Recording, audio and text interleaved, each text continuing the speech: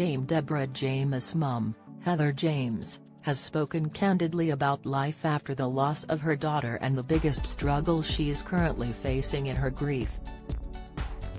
The 65-year-old appeared as a guest on a podcast called Open, in conversation with one of Deborah's friends, Emma Campbell. During the honest 48-minute chat, Heather told how she has thrown herself into work since her daughter's death, as she finds it easier to keep her mind occupied. "I do find at work, my mind gets thrown into work, and as I work with children, it's happy and jolly, and perhaps it's the wrong thing to do, but keeping my mind occupied stops me from thinking about Deborah all the time," she admitted. "Not that I don't want to think about her, but I want to not do it 24/7 because that's unhealthy as well." Heather went on to share that she's currently trying to negotiate the balance of enjoying life with the guilt that comes from doing so when someone you love is no longer here to do it too. "It's negotiating the memory against living, and that's very difficult. How much can you enjoy life? You should enjoy life and you should look forward, but I feel guilty. I'm sure loads of people feel like I'm laughing, but I've just lost my daughter." It helps that Deborah had that positivity and enthusiasm for life, as it would be more difficult without it. "I think she prepared us for you're going to be sad, you're going to miss me, but you are actually going to get on and lead a life because life is so precious, so don't waste it. Part of me would like to hide away and not have to face all this, but that's not what she would have wanted." Podcast host Emma, who has been going through her own battle with cancer, agreed with Heather, adding that there has to be room for joy amongst the dark. The grandmother of 4 went on to share her agony for her grandchildren, explaining that while she can deal with her own heartbreak, she's struggling to cope with the feelings she has about the sadness they're facing. "What I've got to do is find a new normal. I'm still on that roller coaster because I haven't found the balance of losing Deborah with throwing myself into work and the long term of never seeing her again, and that hurts, but I don't want to think about it, because at the moment that's my way of coping. I just get on with it. I can live with my sadness, but I feel sadness for her children, and that's an added agony for me.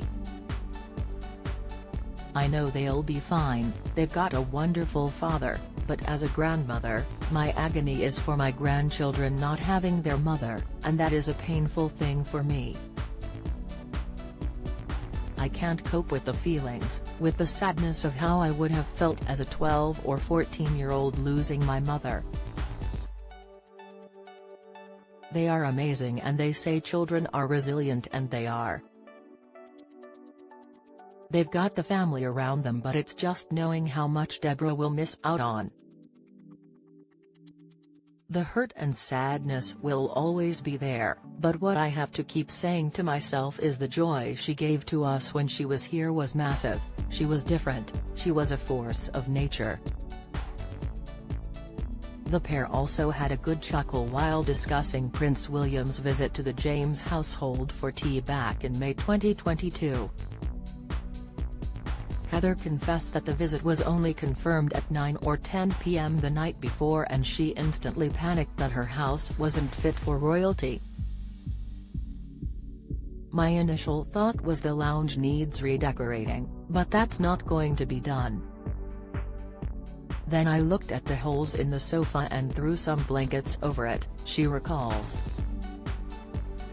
"We knew it was going to be forecast for good weather, so I think my husband and I and Deborah went, let's all go outside, but then my husband pointed out we hadn't cut the grass. Then we realized the drive needed weeding.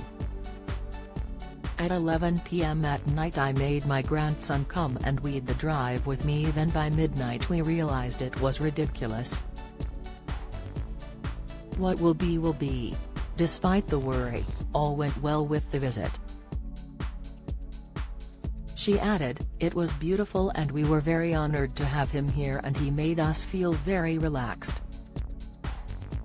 What a special time for the family, we were very, very fortunate and will always remember it as a happy afternoon, even though Deborah was very poorly and we didn't think she'd last the weekend. But Deborah being Deborah, she did and it was beautiful.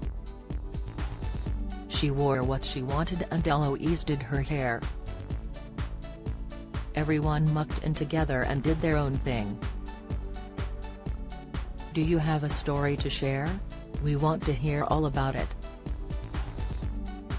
Email courtney.pochin@mirror.co.uk